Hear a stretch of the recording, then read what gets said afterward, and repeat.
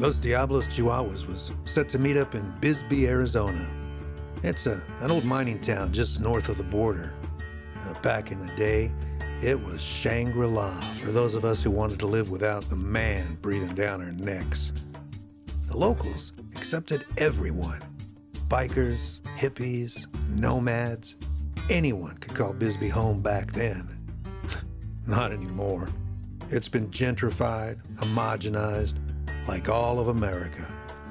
But Bisbee still pulls at us because it's where we found each other, where we found ourselves, and where Los Diablos was born.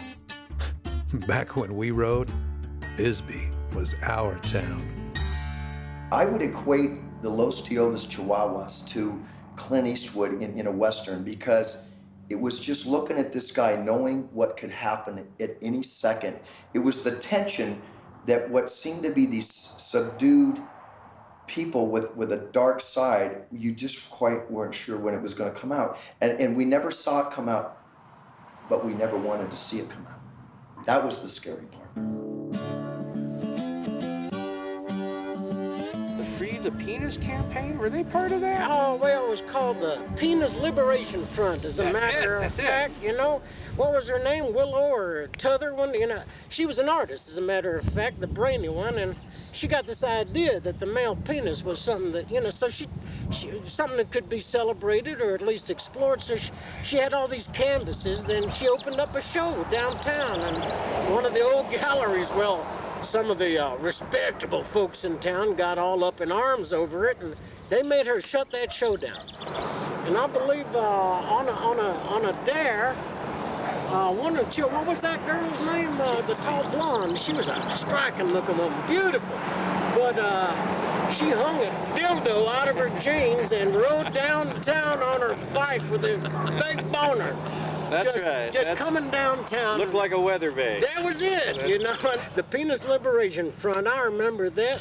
Boy, I miss days like that. I swear to God, the town is all black and white. You know, there's just no color left. I mean, I had a fantasy, those two girls in a bottle of mezcal, and it never happened. And a lot of guys said it did, but I'll tell you what, they were very unique, and they made everybody feel like they could have them, but it wasn't that way at all. They were just the small of their back and those little blonde hairs, and oh man, Willow's stomach is like a six-pack. I just want to do belly shots off her. She was so fine.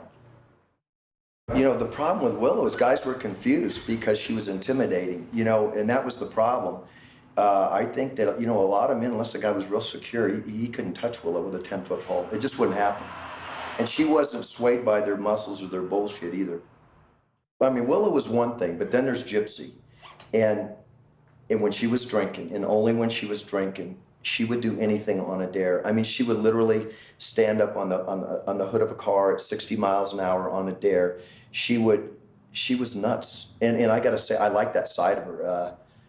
I always like to get her liquored up just to see it, you know, just to see what was gonna happen this time. But she was another person when she wasn't drinking. I like both people. She's hot. But those boys now, you know, those Diablos, what was the Diablos de Chihuahua? That was it. That was one good thing. Whenever things were a little slow in town, you'd know one of them would come down and have something to peddle. You know, it's about the only time I had occasion to talk to one of them is to maybe score a little smoke, you know. There's still a couple of places. Now, this old house up Tombstone Canyon, I've seen the Diablos up there once in a while because there was this house called the Tippy Porch Cafe, you know. And there was a woman there. Out of this little one-bedroom cabin, she put out meals, but she'd also put out a little special brownie batch every once in a while. That's so like the green ones, I remember. Yeah, the green brownies from the Tippy Porch Cafe. And she'd come downtown, she'd have two varieties, you know, the straight and the green, and, well, heck, nobody cared. I bought that old place, and that's where I live now, the Tipping Porch Cafe. Yes, sir. You know, we all thought that Bojangles was kind of savant with the music because he didn't seem to have much of a bulb upstairs outside of the music. But my God, could that guy play? You know, it was just in him. But outside that, he didn't seem very bright. Remember Bojangles, that fella? Boy, you know, he could play about 3 or 4 different instruments. Couldn't That's right. sing. He couldn't dance a lick. Couldn't dance a lick, but he played guitar, played harmonica, and I swear I saw him playing the accordion one time. Righteous Johnson, what a character. I mean, all the ladies loved that guy, you know, and especially the ones that, that liked a big slong because he was known as Righteous Johnson, man. He was the man, but he was a good writer, and, he just had, I loved his laugh. He had such a funny laugh, and I don't know, he was always the last one standing when we were sitting around the fireplace slamming down cold ones, man. There's old Righteous hanging out, waiting to see if he could prey on any little female morsel in the crowd. You know, he was a piece of work. Well, you know, when I was hanging out with those guys, we talked about Sturgis all the time, and so when we split up, I just assumed that, you know, all the years that I've been going to Sturgis, I was just like I said, I was waiting for Wolf to come in on that old smoking panhead of his, and I never saw it, and I was shocked, but I think that it hasn't changed for those guys. It's calling them, and finally, after all these years, those guys, you know, thanks to the ashes in the bottle, man, they're coming. They're going to Sturgis for the first time, and then once they get there, they're hooked. It's a done deal. I'll see them next year. I remember Brick most because one day Wolf, he was drunk and out of his mind. He got in the face of some poor old lady that was down there trying to invite him to a church supper or something, and Brick just got up and gave him a look. And Wolf just quieted down, got back on his bike, didn't say a word, and rode on out of town. And then Brick took this old lady down to Elmo's, where she spent most of her time, and they sat down, had a beer together, and Wolf stayed out of town for a couple of weeks after that. Now I wondered if Brick didn't have something to do with that. That fella, you know, of all the people I'd like to see again and have a talk with, I think Brick might be the one. You know, I got to tell you, he and I did some peyote, and I think where I have evolved today, you know, and I'm nobody, but in my world, I'm a little somebody because I've always been passionate about the lifestyle of the motorcycle. And he and I talked about that when we were blazing, and he just kept telling me, man, you be true to what you love, and you'll prevail. And that always stuck with me. And yeah, I think he was. I really do. There was a brilliant side to him, a very philosophical side, but it was pure and real. It wasn't contrived. He was the real deal. Yeah, I remember Brick. Well, he was a man of few words, but profound. Yeah, he didn't talk much, but when he did, it made you want to listen.